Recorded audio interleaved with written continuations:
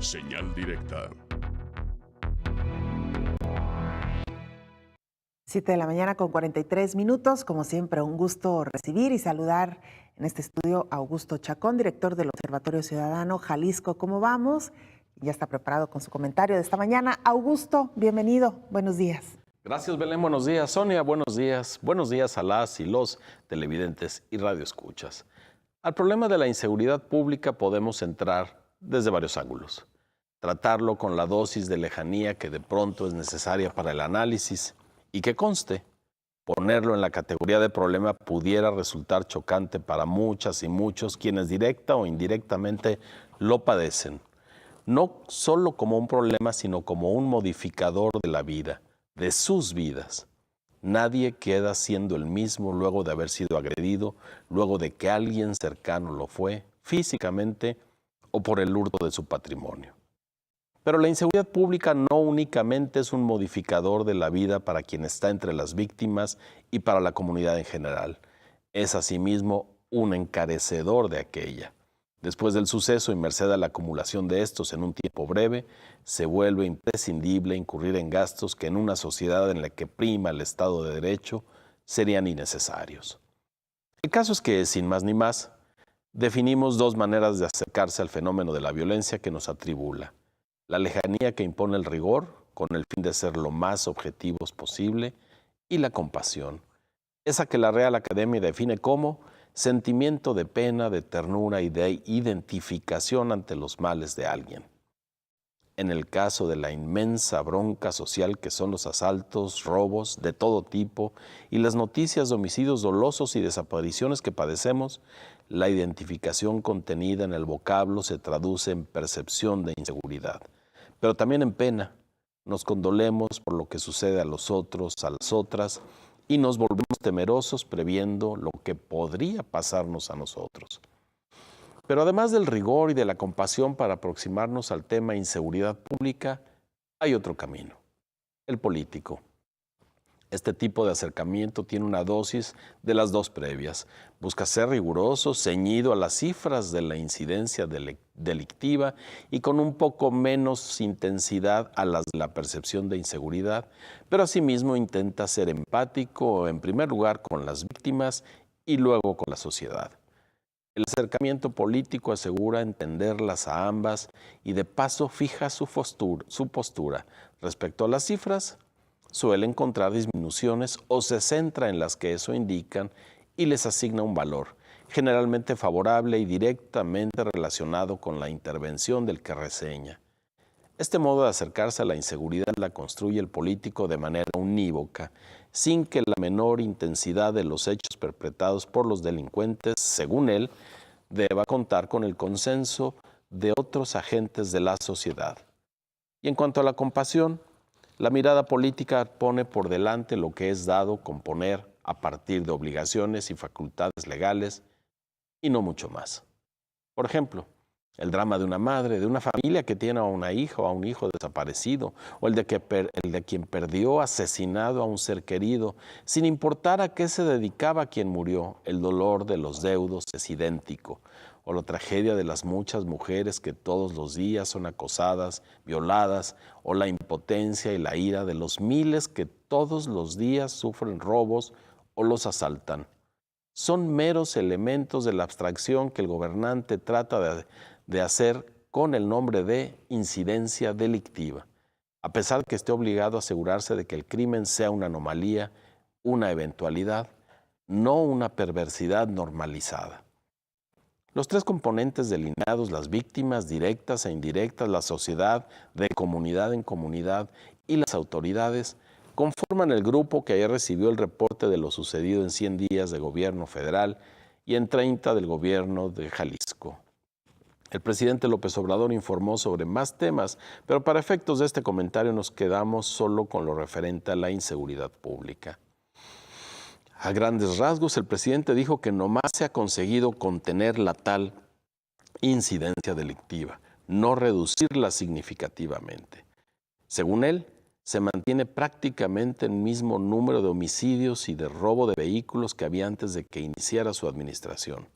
Si se ven los números, bajaron un poco, prefirió no asumir una mejoría. En lo que sí destacó una merma importante fue en la sustracción ilegal de combustibles, de 81,000 barriles diarios antes de su batalla contra el huachicol a 15,000, para dejar lo anterior en calidad de línea base, o sea, ese estado de cosas, y de ahí para adelante o para atrás. Ya veremos. El presidente aseguró que en cuanto los programas sociales que promueve comiencen a tener los efectos que pretende y la Guardia Nacional entre en operación, se reducirán sustancialmente robos, homicidios, secuestros y otros delitos. Ayer también, el gobernador de Jalisco presentó un corte mensual de los datos de inseguridad pública. Aseguró que entre enero y febrero pasados, el robo a negocios se redujo 35%, pasó de 1,932 investigaciones a 1,249. Sabemos que las investigaciones tienen que ver con denuncias, y él hizo una relación directa entre denuncia y sucesos de asalto a negocios. Podría ser si, como sucede con los automóviles, los establecimientos violentados cuentan con un seguro que los obliga a presentar la denuncia. En ese caso, la reducción sería real, al menos estos 2 meses. Por lo que toca a robo a personas, la baja durante el mismo lapso fue 4%. Podríamos usar la expresión del presidente, prácticamente los mismos. Los homicidios muestran un alza, también marginal, 3%. En el mismo acto, el general Norberto Cortés, comandante de la 15ª Zona Militar, hizo un recuento de lo que ha sucedido con la reciente incursión de las Fuerzas Armadas en la seguridad. Dieron con 47 tomas clandestinas y detuvieron a 5 personas, aseguraron 14 vehículos y más de 42,000 litros de combustible. Por otra parte, apresaron a otras 20 personas, retuvieron 18 vehículos, 6 motos y conculcaron 10 armas largas y 4 pistolas. ¿Qué hacemos con las dos posturas políticas respecto a la inseguridad pública? ¿Qué hacemos como ciudadanas, como ciudadanos? Podemos atenernos al rigor de las cifras y decir, como el presidente, prácticamente igual que antes, o como el gobernador de Jalisco, ver reducciones en donde las hay como fruto de una labor de su gobierno y aceptar que en otros rubros no avanzamos. O validos de la disciplina a la que convocan los mismos números, podríamos afirmar que el presidente dice, sin decirlo, que la tendencia mala se mantiene y ofrece una salida, que se concrete su proyecto. Del mismo modo, por lo que corresponde al gobernador Alfaro, las cuentas no alcanzan para identificar una tendencia nueva a la baja porque son solo 2 meses. De cualquier modo, cifras y política de por medio, llegamos a las 2 opciones fatales: o afirmar que no avanzamos y seguir sumidos en el pesimismo, o confiar en que ambos están honestamente empeñados en que la situación mejore mucho y rápido y darles tiempo. Lo único que ninguno de los dos hizo fue compadecerse, solidarizarse con las víctimas y con la sociedad. No se hicieron cargo de que la desesperación es grande y de que no basta la estadística. Esa actitud y la transparencia de la información que nos provean serán las que harían la verdadera diferencia, la que llevaría a sentir que el camino es el correcto, porque quien lleva el timón conoce el sentir de los tripulantes. Muchas gracias.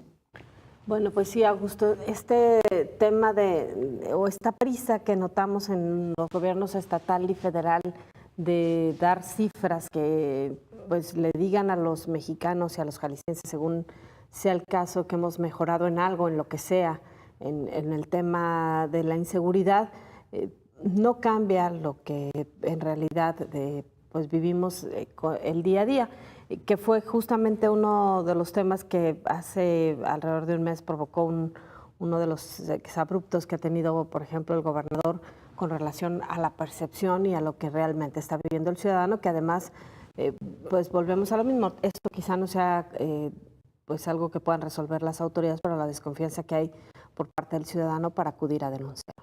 Sí, estamos en tal punto con la inseguridad pública que cuando nos presentan cifras las autoridades, las que generalmente han fallado, las que son en buena medida responsables del estado de cosas, pues las contrastamos con las experiencias personales propias o cercanas de la gente a la que conocemos y automáticamente desmentimos. A mí me pasó esto, a mi vecino le pasó lo otro y no parece que haya una disminución en ninguno de los rubros. Además, por supuesto, de los casos más sonados y más vistos que incrementan esa sensación de sentirnos indefensos. Y además los homicidios, ¿no? Que siguen siendo el delito junto con las desapariciones que más nos afectan como sociedad.